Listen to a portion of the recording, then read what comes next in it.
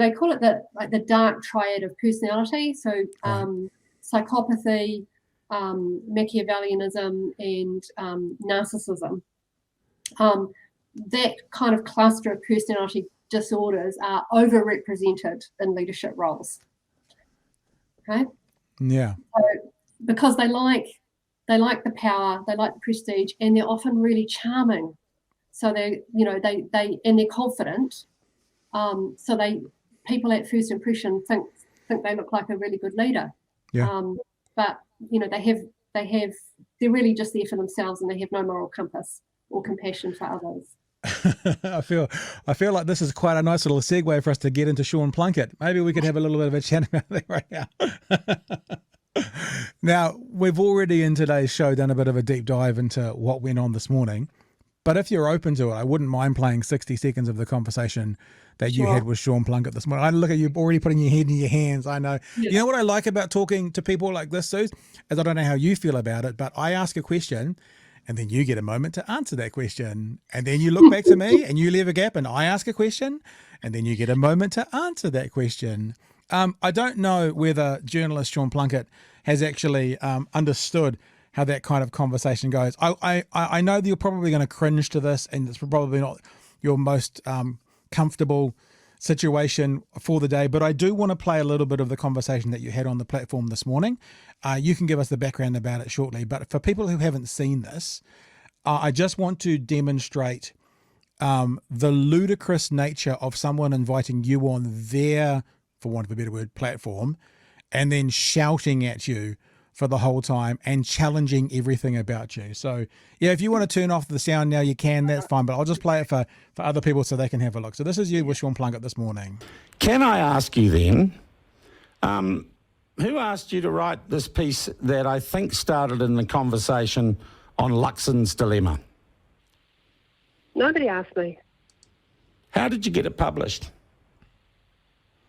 Because I pitched it to the publication, to the conversation, which I write for fairly frequently, because part of my role as an academic is to be engaged in public commentary. Okay, a management academic, right? Not a political academic or a media academic? Well, I'm a leadership scholar. Questioning your authority immediately? In both organisational context and a political context, and I've been doing that for some time. How long some time? Questioning your experience. Well, I completed my PhD in 2013, so I started my study for that in 2008. And before that, I actually was involved in leadership roles for about 20 years. What sort of leadership roles? Questioning your qualifications. So I was a Deputy Commissioner at the State Services Commission. I was General Manager of Human Resources at New Zealand Post. Don't panic. We're nearly finished, Suze. I'll have this off in a second. I was Senior Manager at Ministry of Education and also MAF. I was President of the New Zealand University Students Association, President of the University of Canterbury Students Association, held a senior role in a trade union. So those kinds of things. Okay, ever been a member of a political party? Oh, looking for the bias. Never. From someone who was the Director of Communications for a political party. Student politician, never been a member of a political party. Also worked in management for more time than I ever worked for a trade union. So don't make assumptions on the basis of you've written your piece largely. It's basically, I mean, then he goes on to waffle about your piece for a good while. And like I said, I think that it's perfectly valid to ask a question about the dilemma. Are you okay? Do you need a bit of a lie down before we get going? Your analysis was actually quite therapeutic for me, Pat. Listen, when you're being gaslit in that fashion, that's kind of intimidating. Look, okay, so here's the biggest thing, right? And this is for all of us who do a version of this, right? For a commentator to come on and question your credentials, what he's saying is you shouldn't be commenting on this because your credentials don't allow you to. Whereas his whole job, my whole job, is commenting on things that we don't have the credentials for. That's our complete job description. Sean Plunket spends his whole time commenting on things that he has no experience in doing work for. He's a journalist. He's a good journalist. He has good experience in this world. I will notice that where he got his profile, and we might say fame and fortune, but his profile was getting paid by those of us who pay taxes, working for Fairgo and RNZ. That's where he got his profile. So rallying against things like taking public money, it's where Mr Plunket got all his profile by taking public money to be able to do something to start up a right-wing think piece like he's doing with the platform. But the point being, this is one of the main things I wanted to say to you. He's questioning your authority when you clearly have it from a place where he has none. And as I say, most of us people who commentate on things have no authority other than maybe a bit of experience because we've been around for a while and reading and hearing other people in those fields. So I don't know. I'm happy to, I'd like to hear your thoughts. Oh, the other thing I was going to say, if any of those accusations were, say, valid, like you have a bias or you're not experienced enough in management or any of those things he was saying, that doesn't either give more or less weight to the argument you're putting forward. I mean, I've never played All Black rugby. That doesn't mean that my position on what's happening this weekend in the game is going to be invalid. I might be spot on. It doesn't add to any of the credibility of it as well. So this whataboutism he was doing, trying to find holes and reasons why you weren't valid for this argument, was just the worst kind of broadcasting, just so you know. But what was your experience, Suze? Tell us all about it. Well, so the background actually was that his producer rang me about 10 to 8, and I was rushing to get ready for a meeting, and I said, no, I'm sorry, I don't have time to be interviewed. I've just got a really busy day. I need to get to my meeting. And so they accepted that, and then the phone rang about 10 minutes later. Hello, it's Sean Plunket here. And he started asking me questions, and I was like, are we on air? And he's like, yes. And I said, well, but you're already asking me questions and you haven't even told me that we're on air and you haven't asked for my consent. How is that okay? Well, just a pause for that's interesting because I only saw the clip. No, so they've that wasn't in the clip. So people aren't aware that you were basically, door stopped, knocked on your door and said, can you answer these questions, please? Yes. After having explained, actually, I'm really busy, I don't have time. Yeah. And then he catches me unaware. And yes, so they have cut that. They've cut that. So he said, right, well, I only want, what then happened is, well, I only want 3 minutes. Can you do that? And so I said, okay. He said, do I have your consent then? I was like, okay. And so that's the point at which the recording now shows. But, my mind was a million miles elsewhere with something else I'm trying to deal with today. So I didn't feel prepared. And then he kind of went straight into questioning my credibility. And, so I was kind of really taken aback by that, because why would as you say, why would he want to talk to me if he exactly thinks I'm incompetent, other than that he just likes to create this kind of psychodrama in which he is the one with a political, and I'm not saying I'm not saying that we don't have political biases, all of us, but he has a political bias and he wants to speak up the right and talk down the left. And so the reason he wanted to get you on was to try and embarrass you and make it look like you didn't know what you were talking about. So he was trying to take your credibility away.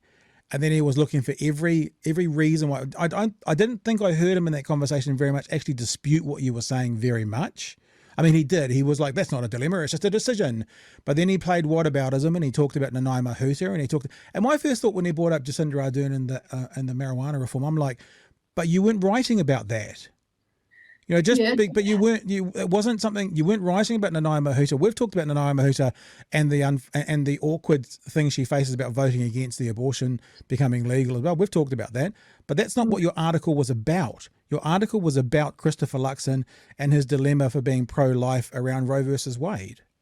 Yeah, there's one comment in it, because I've got this thing in the article trying to explain to people there's this kind of spectrum, if you like, between kind of values-based versus more kind of expedient, pragmatist styles. And so, I give an example of that Ardern has shown that she is prepared to be values-based and not politically expedient with her, adherence to the things like the vaccine mandates and the upholding of MIQ, even though it cost her a lot of political support.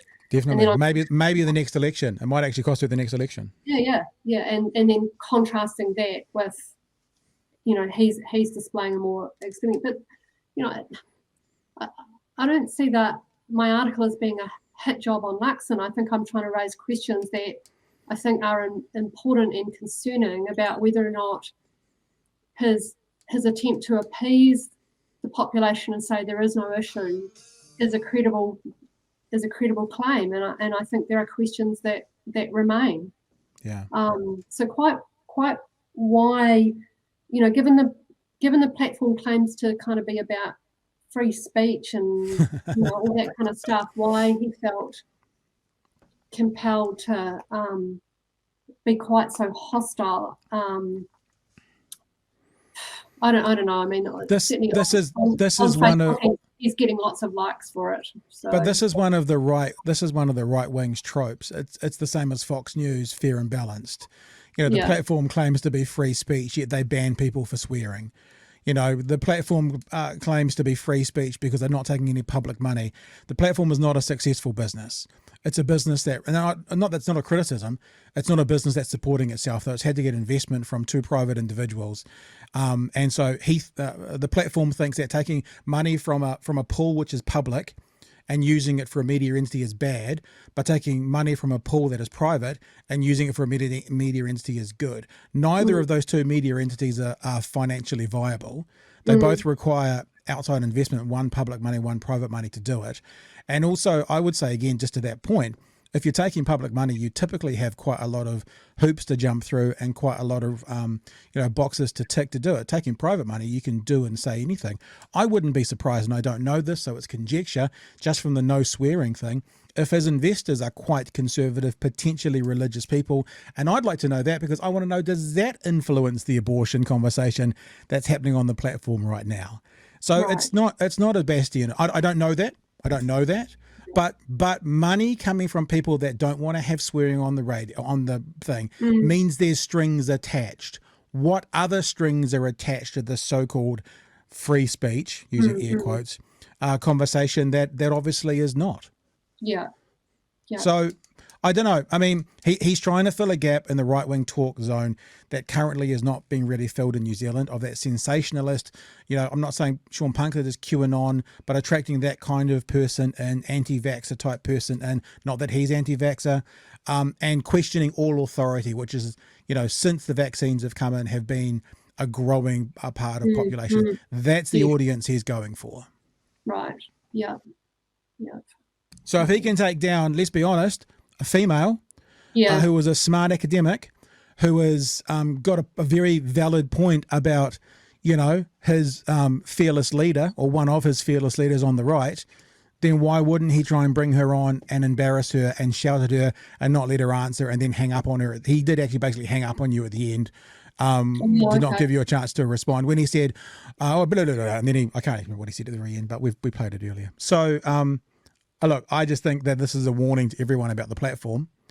And I think this is also, not to say yay us, but this is why I have a list of academics and stuff who love coming on here, because we talk for 15, 20 minutes and I know when to shut up. Yeah. I mean, I've told the producer I will not accept any further, requests. And if they ring, I will actually hang up, which, like, for me to hang up on someone would be so rude, but, it's just like, actually, this is what I have to do. I can't, it's not good to be subjected to that kind of bullying treatment. Yep. And like I said, I mean, I did use the word female there on purpose, the air of misogyny around it. Would he be screaming over a male? Maybe he would be. Maybe he's just a prick overall. Look, I mean, I did a podcast with Sean Plunket in the last couple of months, and, some of the things he was prepared to admit to I found fascinating. He was prepared to admit that basically he uses the word woke so much, and woke is the modern version of PC. It's what people use. And I broke down with him, what does that mean? And he basically he literally admitted to what woke to him means is anything that I don't agree with. That's what he considers woke. So he talks about all these woke left-wing media personalities. What he's saying is people who have a different ideology from him. They're all woke and he's not. Because I got him to ask who wasn't woke, and he basically listed himself and Michael Laws. And that was about it. I mean, there might have been one or two others, I can't remember. But there was very few people in New Zealand that he could identify that weren't woke. And that's because he's in a minority position on a minority platform, quote unquote platform, and he's looking for a minority audience. Simple as that. Look, I mean, that's been a conversation about an uncomfortable conversation you had this morning. Do you want to finish with any particular statement? You're welcome to. I might cut you off, but I probably won't. But you're welcome to wrap up on anything that you want. Well, actually, thank you for the bit of free therapy to help me recover. I mean, I just think, overall, I think if going back to the article about Mr. Luxon, I mean, I get that he is sincerely trying to reassure people, but the issue is far more complex than he is giving credence to. The ground could shift, and he has shown that he is willing to shift ground according to what's expedient, and I think that's important that we understand that. And with regards to Mr. Plunket, anything published in the conversation has to be evidence-based, and it has to show balance. And the editorial team are very strict about that. So it's not the kind of they're not the kind of normal op-ed pieces that are unashamedly partisan. Yeah. So the fact that he can take what given conversation's brand is about is an evidence-based and balanced piece of analysis, and be so offended by it and treat it as if somehow I was adopting some kind of extremist, left-wing view. I mean, I just think it's a real shame that we have that kind of environment. It's really not good for our democracy. It's really not good for social cohesion. It's really not good for our capacity to just engage in a respectful manner with people who have different views. I mean, I've worked in different organizations, had different roles, dealt with people from all sorts of political persuasions all my life, and don't generally have problem getting along with people. But yeah, I mean, he just, I guess I just represented something for him that he finds intolerable, at the same time that he's trying to say that we need to be more tolerant, and there's a real dilemma for him in that. But that's why it's nonsense. I mean, like, he's basically said in that conversation with you, but didn't you hear Mr. Luxon unequivocally say he wasn't going to do X, Y, Z? And as you say, you said in the article, yes, I acknowledge that. And what Sean Plunket is saying is, well, so you should believe Luxon. But what will happen is if Jacinda says something unequivocal before the election, he won't believe that. Yes. So he's just being hypocritical because it's not his narrative to believe Jacinda saying something, this will not change. But he's saying, but Mr. Luxon said it, so you should leave it alone.